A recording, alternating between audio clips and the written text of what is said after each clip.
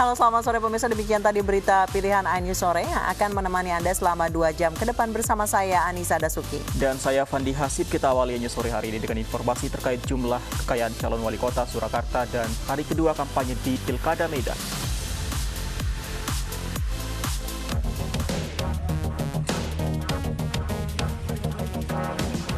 Calon wali kota Surakarta, Jawa Tengah memiliki hutang hampir 900 juta rupiah atau tepatnya 895.586 juta rupiah. Hutang diperoleh saat Gibran membeli 2 rumah menjelang pernikahan dengan Selvi Ananda 5 tahun lalu. Hutang tersebut kini sedang diangsur dalam jangka waktu 10 dan 15 tahun. Berdasarkan laporan harta kekayaan penyelenggara negara yang dirilis Komisi Pemberantasan Korupsi, Gibran memiliki harta senilai 21 miliar rupiah yang diperoleh dari berbagai usaha, seperti kuliner hingga usaha pembuatan jas hujan. Rumah saya KPR 10 atau 15 tahun. Ini sudah jalan berapa tahun? Sudah jalan berapa tahun? Jalan, ya semenjak saya nikah, belinya pas nikah itu, 5 tahun lah. Itu yang sekarang di... Enggak, beda rumah. 2 rumah yang lain, Mas. 2 rumah sebelum saya pindah ke yang mie ayam itu. Masak gitu, Mas. Gibran memiliki tanah bangunan senilai 13 miliar 400 juta rupiah di Solo dan Sragen. Gibran juga memiliki harta bergerak senilai 260 juta dan kas senilai lebih dari 2 miliar 154 juta rupiah.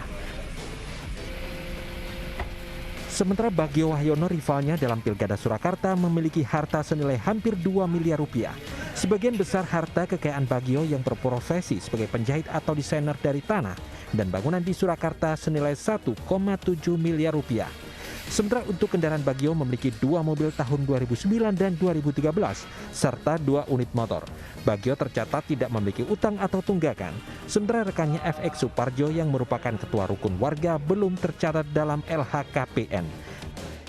Dari Surakarta, Jawa Tengah, Septiantoro, iNews melaporkan.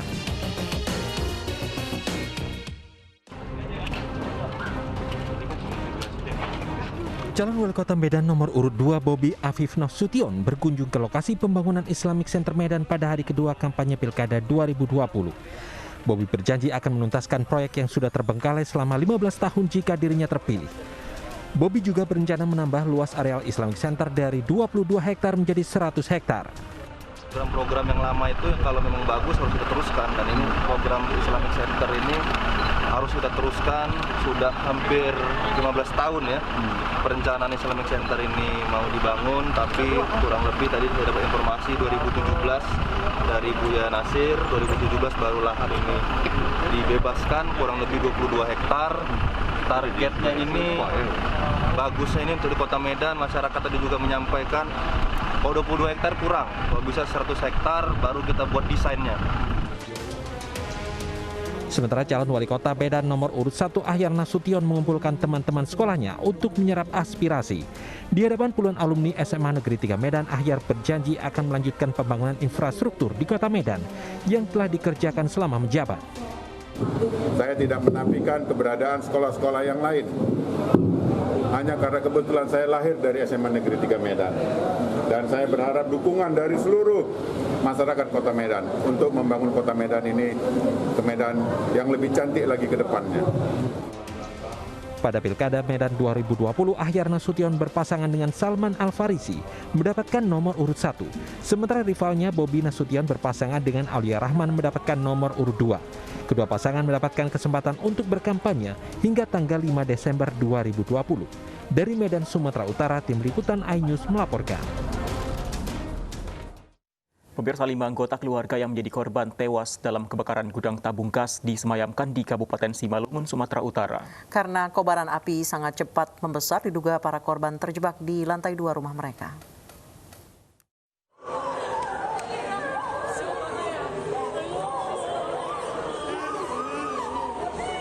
Keluarga korban histeris saat prosesi persemayaman 5 korban tewas dalam kebakaran gudang LPG di Pematang Siantar, Sumatera Utara.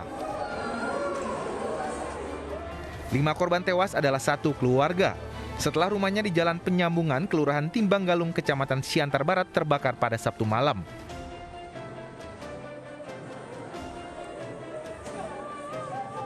Satu keluarga yang tewas terdiri dari mertua, menantu, dan ketiga anaknya. 3 korban yaitu Clarissa, 15 tahun, Kendrick 13 tahun, dan Kenjiro 8 tahun akan dikremasi hari ini di Rambung Merah, Kabupaten Simalungun. Sementara pemakaman korban Ameng 68 tahun dan Yanti 39 tahun masih menunggu keputusan dari keluarga. Diduga para korban tidak bisa menyelamatkan diri dan terjebak di lantai 2 kediaman mereka. Polisi telah memasang garis polisi di lokasi kejadian dan akan segera melakukan olah tempat kejadian perkara untuk mengetahui penyebab pasti kebakaran. Kelima korban ditemukan tidak bernyawa di lantai 2 dan di kamar mandi rumah yang sekaligus menjadi tempat usaha gudang gas LPG. Para korban baru bisa dievakuasi setelah api berkobar selama 4 jam. Awal mulanya dentuman pertama gas bocor, baru dentuman kedua api nyambar, terus korban dia langsung buka pintu keluarkan mobil. Kalau menantu sama anaknya dia seloteng. Itu terjebak ya? Berapa orang, Bang? Yang terjebak 4 orang. 4 orang ya? Ya, menantu sama anaknya 3. Kemudian udah ditemukan jam berapa tadi malam? Ditemukan sekitar jam setengah 12, jam 12 gitu. Kebakaran gudang gas LPG sekaligus rumah tinggal ini terjadi pada Sabtu malam sekitar pukul 19.45 waktu Indonesia Barat. Petugas pemadam kebakaran butuh waktu hingga 4 jam untuk memadamkan api. Titik api baru dipastikan padam pada pukul 23 waktu Indonesia Barat. Kobaran api sangat besar dan menghanguskan gudang penyimpanan tabung gas ini. Bahkan api juga merembet dan membakar sejumlah rumah yang berada di sekitar gudang penyimpanan gas. Dari Pematang Siantar, Sumatera Utara, Dharma Setiawan, iNews melaporkan. Pasca kericuhan dalam demonstrasi mahasiswa pada Sabtu malam yang menuntut penuntasan kasus penembakan mahasiswa Halu Oleo Kendari pada Sabtu malam, kini situasi sudah kondusif. Polisi membersihkan puing-puing yang berserakan di jalan. Pada Minggu pagi, petugas dari Polda Sulawesi Tenggara membersihkan sampah dan puing-puing sisa kericuhan yang berserakan di Jalan Martandu dan Jalan MT Haryono. Situasi keamanan di Kota Kendari juga sudah mulai kondusif. Polisi mengimbau warga dan mahasiswa untuk tidak anarkis jika ingin menyampaikan aspirasinya. Di mana kegiatan hari ini kita melaksanakan kegiatan pembersihan di beberapa titik atau lokasi yang terjadi pembubaran massa anarkis kemarin yang dilaksanakan oleh rekan-rekan dari personil. Unjuk rasa mahasiswa yang menuntut penuntasan kasus penembakan 2 mahasiswa Halu Oleo Kendari pada hari Sabtu berujung ricuh. Mahasiswa bahkan memblokade ruas Jalan Martandu dan harus dipukul mundur polisi lewat tembakan gas air mata. Bentrok antara mahasiswa dan polisi di Kendari ini berlanjut hingga malam hari. Aparat menggunakan kendaraan anti huru-hara untuk membubarkan mahasiswa di Jalan MT Haryono. Mahasiswa menuntut Polda Sultra segera menuntaskan kasus penembakan 2 mahasiswa dalam demonstrasi sejumlah rancangan undang-undang September 2019 lalu.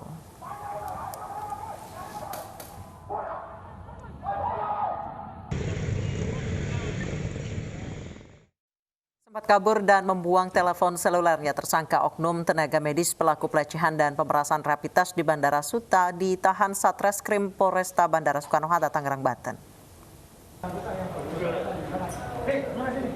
EFY, tersangka kasus pelecehan dan pemerasan penumpang rapid test di Terminal 3 Bandara Soekarno-Hatta, Tangerang, Banten, berhasil diamankan petugas di tempat persembunyiannya. Usai beraksi, tersangka panik dan nekat melarikan diri, bahkan untuk menghindari kejaran polisi, tersangka membuang handphone miliknya.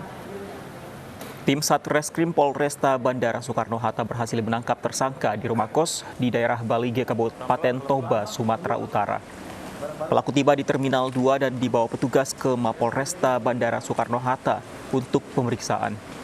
Dalam pemeriksaan, polisi berkoordinasi dengan Ikatan Dokter Indonesia karena tersangka berprofesi sebagai dokter.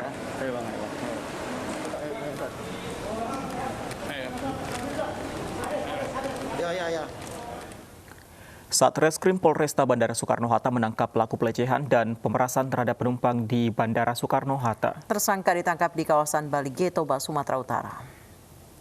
Adalah kemarin itu membuang handphone saya, tadinya terakhir Tersangka pemerasan dan pelecehan seksual bermodus manipulasi hasil rapid test ditangkap di sebuah rumah kos di Balige, Kabupaten Toba, Sumatera Utara pada Jumat pagi.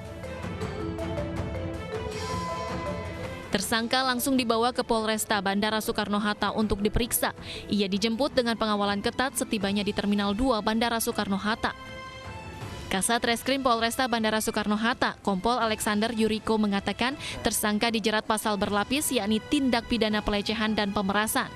Tanggal 25 September 2020, sekali lagi berkat bantuan dari masyarakat dan doa dari masyarakat, kita berhasil mengamankan tersangka atas dugaan tindak pidana pelecehan, tindak pidana penipuan, dan tindak pidana pemerasan yang saya yakin masyarakat sudah tahu karena viralnya berita ini.